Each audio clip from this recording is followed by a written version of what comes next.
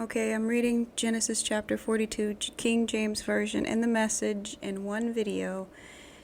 I'm going to start with Genesis chapter 42, King James. For when Jacob saw that there was corn in Egypt, Jacob said unto his sons, Why do ye look one upon another? And he said, Behold, I have heard that there is corn in Egypt. Get you down thither, and buy for us from thence, that we may live and not die. And Joseph's 10 brethren went down to buy corn in Egypt. But Benjamin, Joseph's brother, Jacob, sent not with his brethren, for he said, Lest peradventure mischief befall him. And the sons of Israel came to buy corn among those that came, for the famine was in the land of Canaan. And Joseph was the governor over the land, and it was that sold to all the people of the land.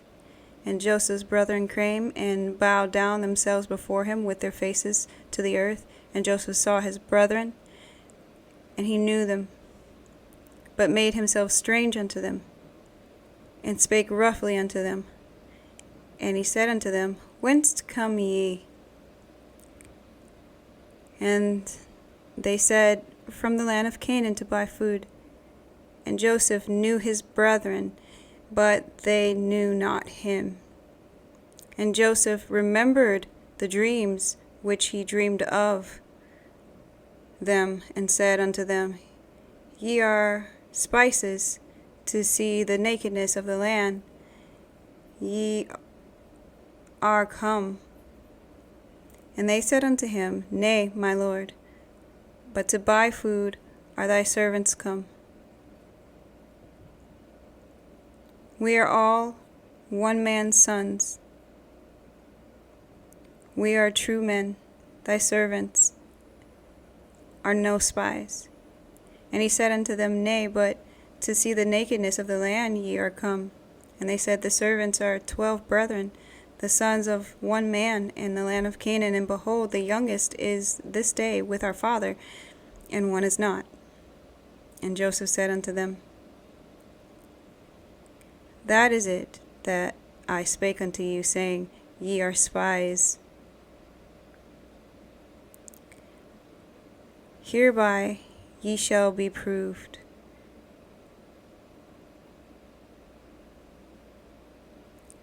By the life of Pharaoh, ye shall not go forth hence, except your youngest brother come hither. Send one of you, and let him fetch your brother, and ye shall be kept in prison, that your words may be proved, whether there be any truth in you. Or else, by the life of Pharaoh, surely ye are spies. And he put them all together in a ward 3 days. And Joseph said unto them the 3rd day, This do and live, for I fear God. If ye be true men, let one of your brethren be found in the house of your prison. Go ye carry corn for the famine of your houses, but bring your youngest brother unto me, so that your words be verified, and ye shall not die. And they did so. And they said to one another, We are verily guilty concerning our brother, and that we saw the anguish of his soul, when he besought us, and we would not hear. Therefore this distress came upon us. And Reuben answered them, saying, I spake I not unto you, saying, Do not sin against the child? And ye would not hear. Therefore, behold, also his blood is required. And they knew not that Joseph understood them, for he spake unto them by an interpreter. And he turned himself about from them, and wept, and returned to them again, and communed with them. and took from them Simeon, and bound him before their eyes. Then Joseph commanded to fill their sacks with corn, and restore every man's money into his sack, and to give them provision for the way. And thus did he unto them. And they landed their asses with the corn, and departed thence. And as one of them opened his sack to give his ass provender in the inn, he espied his money, for behold, it was in his sack's mouth.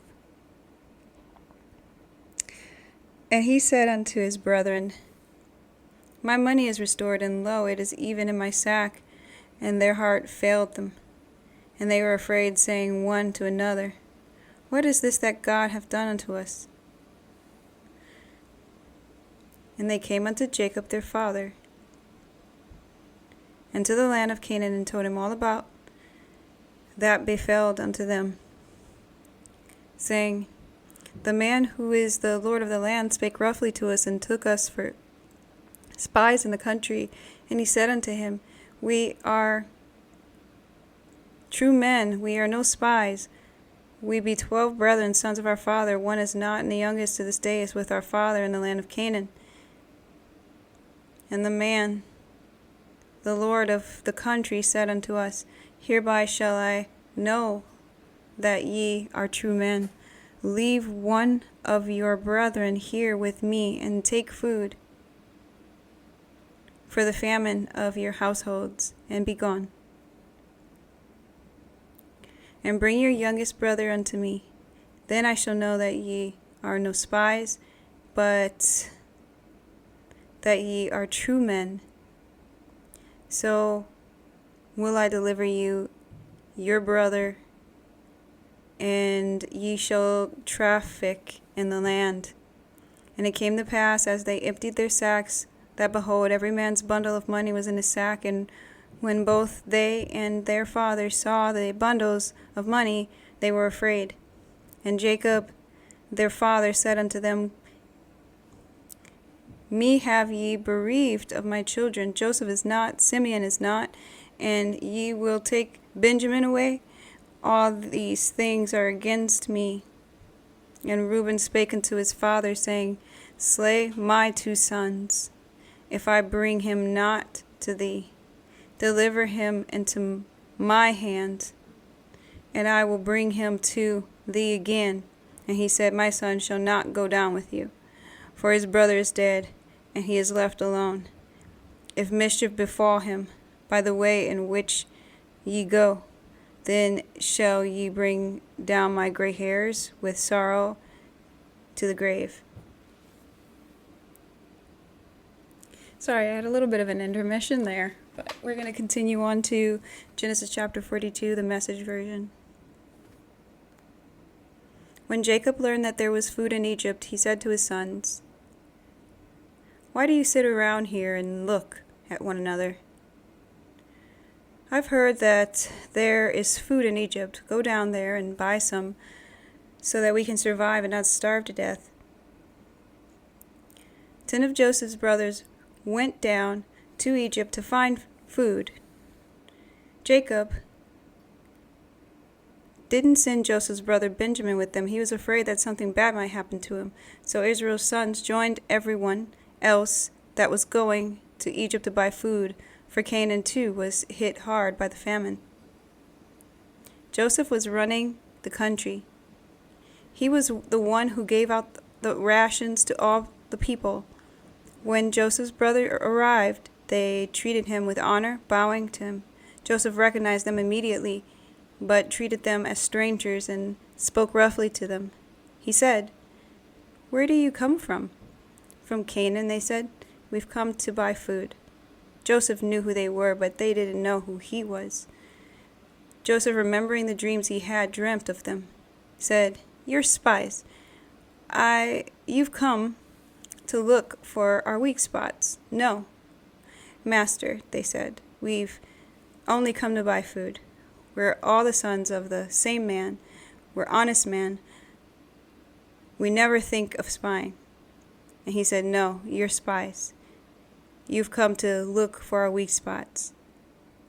They said, "There were 12 of us, brothers, sons of the same father in the country of Canaan.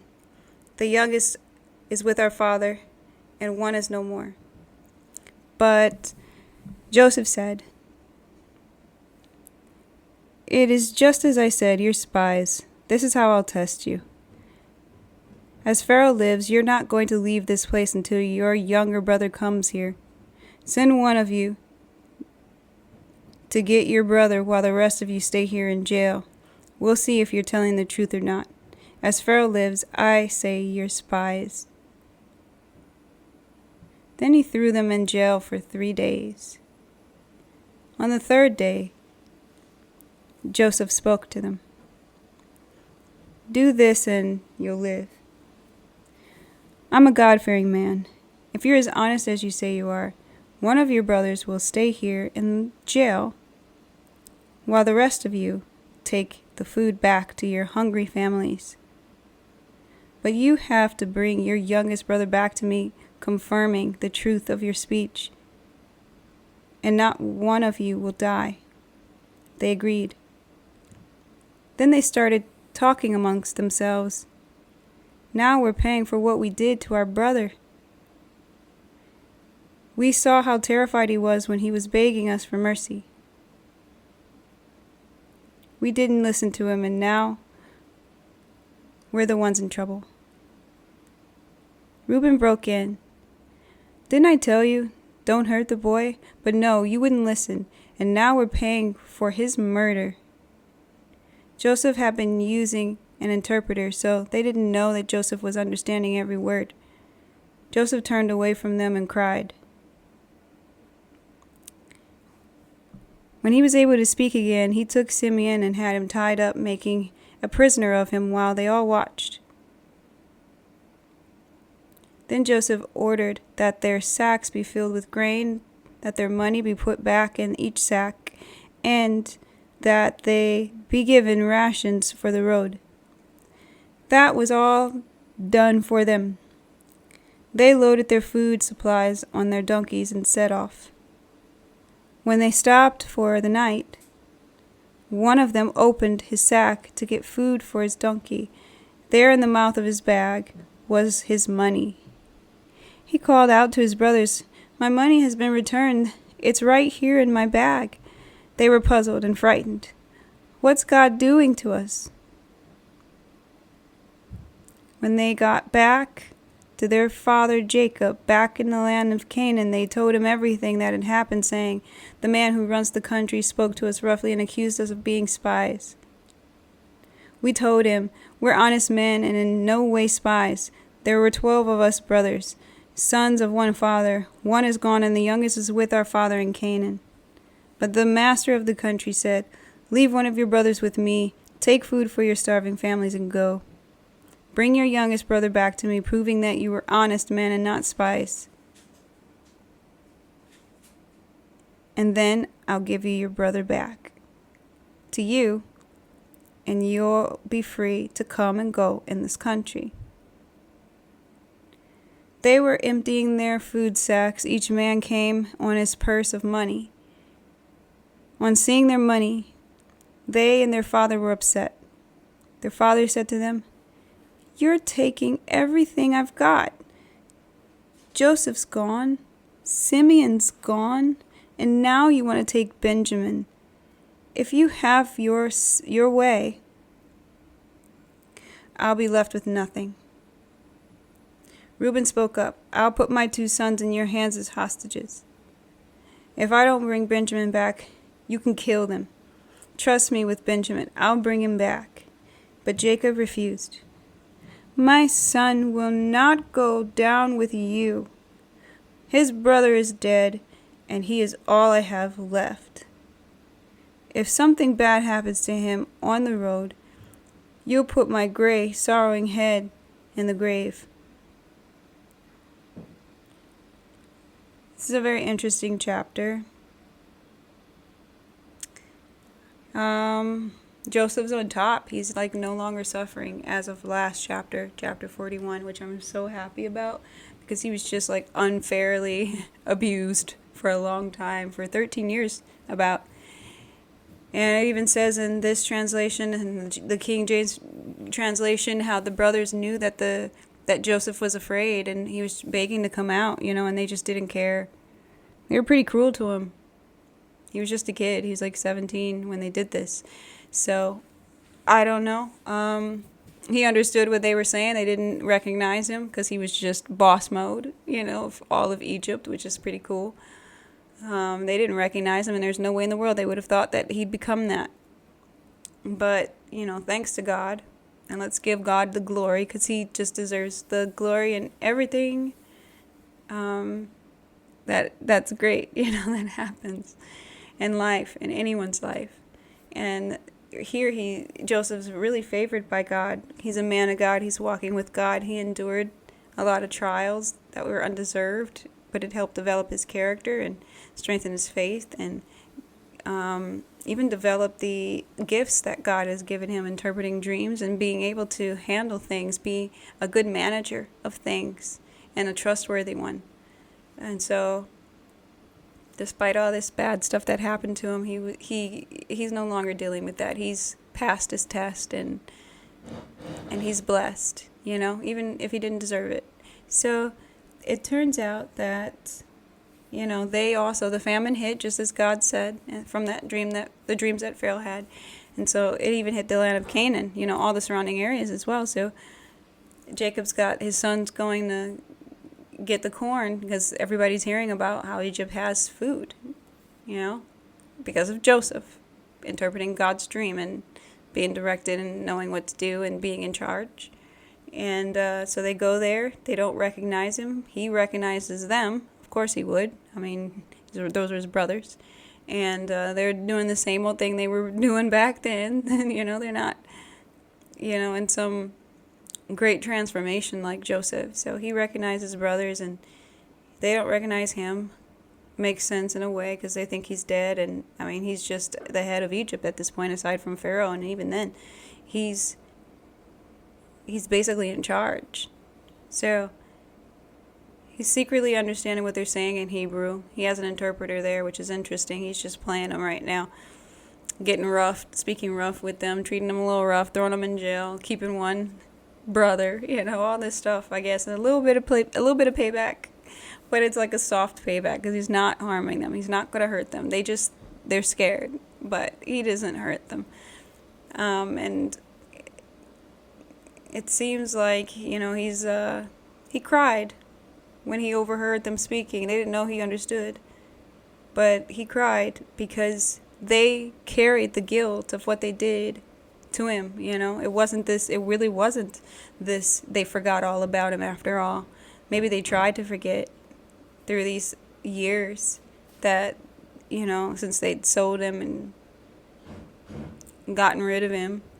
I'm sure they did try to forget, moving on with their lives and whatnot, but that's such a terrible thing to do to someone. How do you really forget that?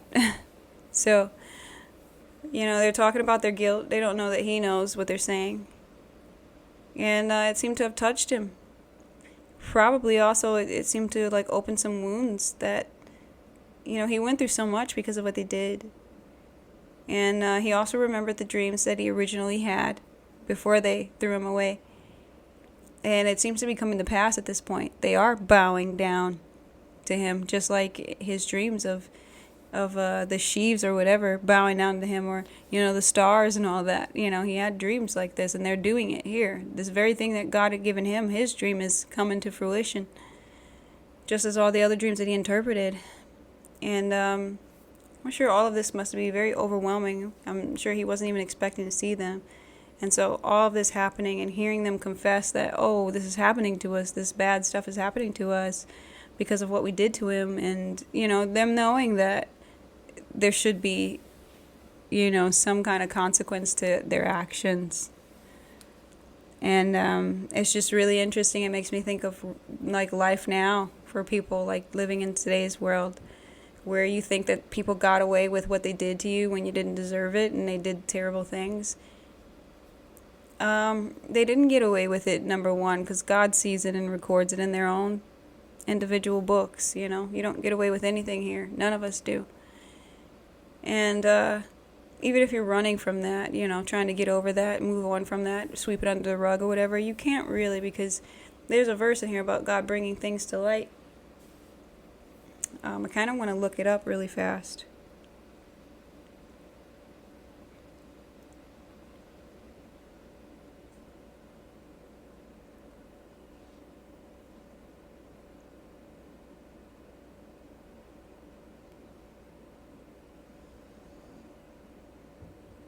Sorry, guys.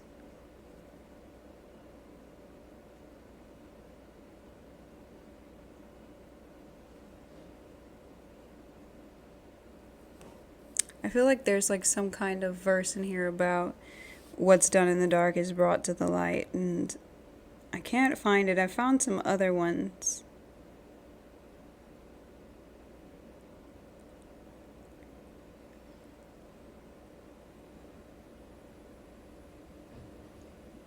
I'll probably put it in the description box, but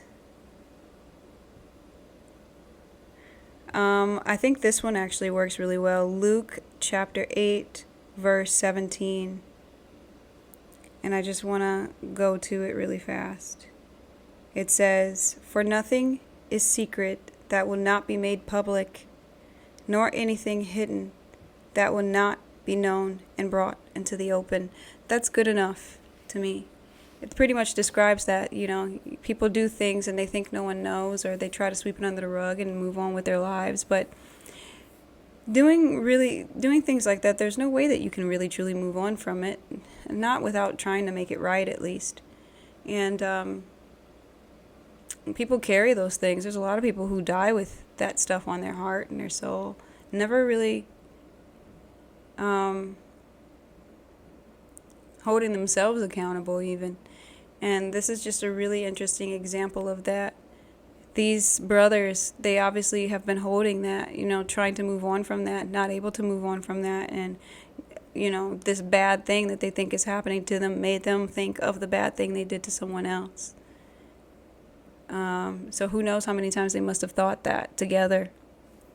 And it's interesting that even though Joseph is pretty rough speaking, and he'll put the brother in jail and all that, he's not punishing them. Like, come on. In comparison to what they did, he hasn't hurt them at all. He's just it looks like he's playing with them a bit, and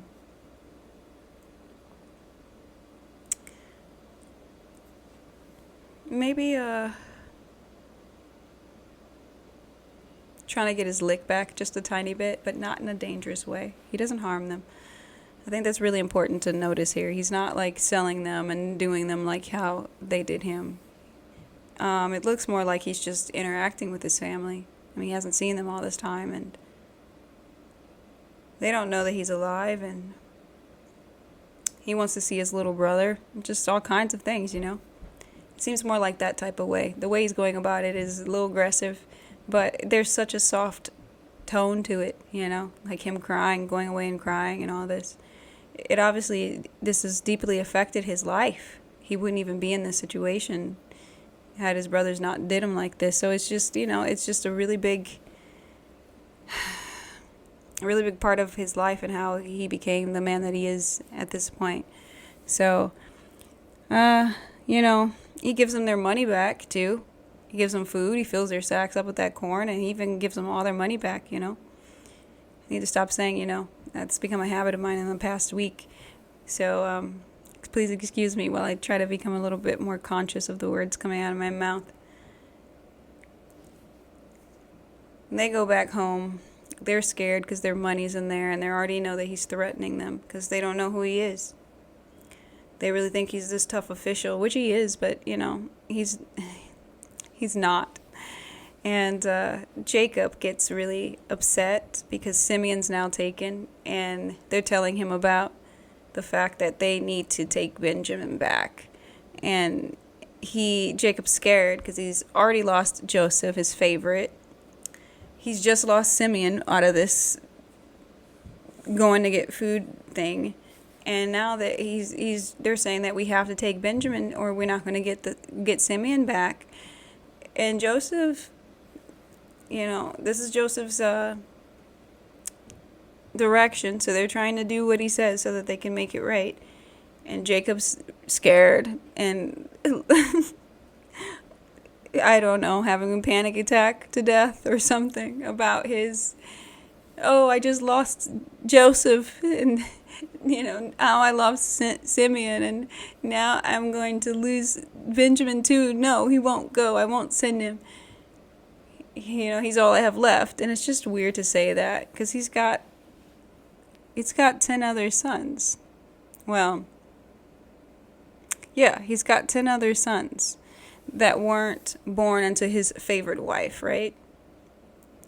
And this is kind of what started all this in the first place, is him playing favorites and almost not even acknowledging the value of his children.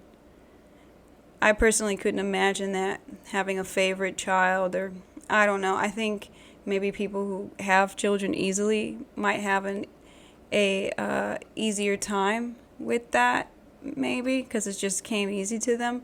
But for somebody like me, who I'm not a parent yet, I hope to become one. I really do, and I love working with children, but I would love to have my own. I couldn't imagine having multiple children and thinking one is better than the others. I don't know. It just seems kind of cruel, and it just seems very unappreciative of your blessing to be a parent and to have children, when there's so many people out there that struggle to have them or never get to have them and yearn for them. I just don't really understand that concept of favoring a child over other children that are yours. Just seems a little cruel and heartless and thoughtless, and it just seems like taking God's blessings for granted, because these are souls, and you're loving them and being there for them properly as a parent could really change things about how they behave and what kind of adults they'll become. I'm sure they would have been maybe better men had their father had loved them, better than he did. But, they have to take Benjamin back or they're not getting Simeon. So now they're scared because they have money that they shouldn't have, and they're not sure what's going on. They even blame God. What is God doing to us? God isn't doing anything. It's just kind of the cycle of everything. What you do unto others as you want done unto you, and the things that you do to others is going to come back. Whether it be good or bad, it's going to circle back. It has to. That's just kind of how life works. It may not circle back by the same person, but a lot of times it does. I've found. And if it doesn't come back from the same person, then it's going to come back through somebody else in some way, good or bad. So be careful, guys, how you treat others. And this isn't to say to treat others because you fear the repercussions, but I think more or less it's to try to teach you about just having empathy and really from your heart wanting to treat people right, because deep down that's what you would want. And you want people to feel not hurt or hated. You just don't want people to feel bad because of what you've done to them. I know personally that's how I feel. Like, I probably overdo it and I'm over accommodating in most cases. I'm working on that because there is the other spectrum of doing too much. I've been guilty of that most of my life, doing too much for people and not really doing much for myself, and finding out that my bag is empty, or finding myself kind of just out with nothing after I put so much into others. And there is a balance for sure, but I think the balance involves treating people how you want to be treated, and not in a way that you end up sacrificing everything about yourself to do it, because you don't have to do that. God will help you do it in a balanced way, and you'll still be able to show yourself love and respect whilst doing so. So, I don't know. I don't really have too much else to say. Obviously, in the next chapter, we're going to see, right? What do the brothers do? Do they go back or not? What happens? What do you guys think happens? I know what happens, and a lot of you guys have already read it. and you know what happens, but some of you haven't. And please feel free to leave a comment about what you think of this chapter and what you think is going to happen. And maybe even if you resonated with this story in some way, maybe speak about it down there. Please like and thumb up this video just for the algorithm so other people can find a chapter a day Bible reading. And I really hope that this chapter 42 touched you in a special way, in a way that God wants to use it for you in some way to develop your character, like Joseph here. And I really appreciate you guys for watching and reading along with me. We are on chapter 42. We only have about 8 more chapters to go of Genesis, and we can say that we've read the entire book together here, which is pretty cool. I mean, there's a lot of books in this Bible, but the first book, if you've never read it through before, I hope that if you did it here with me, that it really touched you in a special way in your life, and that you can apply some of these things that we talked about here and read about to your own life in a good, positive, progressive, constructive way. I'm going to let you guys go. I have to work on my choice of words. I'm saying a whole lot lately, and I think it's because I've been listening and speaking with people who also do that. I'm going to have to break that cycle. I don't like that I've been repeating that, so I'm just praying to God that He'll help me be a little bit more aware of my words, and that I'm just a little bit more conscious of the things that are coming out of my mouth. I'm going to let you guys go. I pray that God blesses you today, and over here it's really pretty, like it's spring, it's beautiful. It rained last night, which kind of caused me a little trouble in my errands and the things I had to do earlier. But all in all, it all worked out, and God made a way and provided things. And it's beautiful and sunny now. And it's a beautiful Tuesday. So I just pray that you guys are also having a beautiful Tuesday. And I will see you tomorrow for chapter 43. So you find out what happens to these brothers and Joseph and everything and the famine. I'm excited because I love Joseph. As rough as he seemed here, he wasn't really. And he would never treat his brothers how he was treated. He would never treat anyone the ways that he was treated during those 13 years. And I really like that, because it's really easy when people do you dirty. Like, you do want vengeance and things, but God takes care of that. That isn't even for us to take care of, and sometimes it isn't even for us to see or witness, and that's completely okay. When you're with God, none of that stuff matters anymore. You just care about people getting it right. You care about if God, if they'll let God into their hearts and let Him shape them into better people. You care about stuff like that more than you care about seeing someone suffer. Although it's okay to pray for vengeance, and it's okay to I would say, necessarily pray for justice, not vengeance per se, because God's going to do that vengeance thing anyway. But if something really bothers you, or you were just extremely cheated or something, don't put matters into your own hands and try to get your lick back. Just pray for justice and then give it to God and just leave it alone. It's not for you to do. God knows how to do it, because He knows the people's hearts who did what they did, just like He knows your heart if you've wronged someone. And if you have wronged someone and you're trying to get right with God, try your best to make things right with those people if you can. And forgive them, and pray to be forgiven, and forgive yourself. And just keep working on yourself being better. If the opportunity arises, maybe it just isn't time now, but if the opportunity arises, try to make it right. At least apologize or something if you can. So, some people end up regretting things for the rest of their lives, the choices that they made. I'm sorry I did that person wrong. That was really foul. Maybe because justice came too, which probably exasperates that feeling in a person. But I'm going to leave it at that.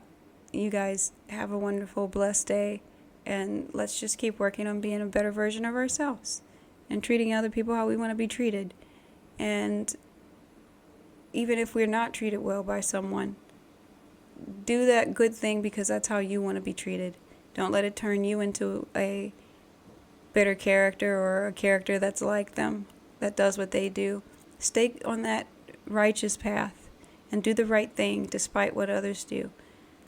If anything, do the right thing because you love God and it's what He would want. Do it for Him. All right, guys, I love you. I'll see you tomorrow, and God bless. Bye.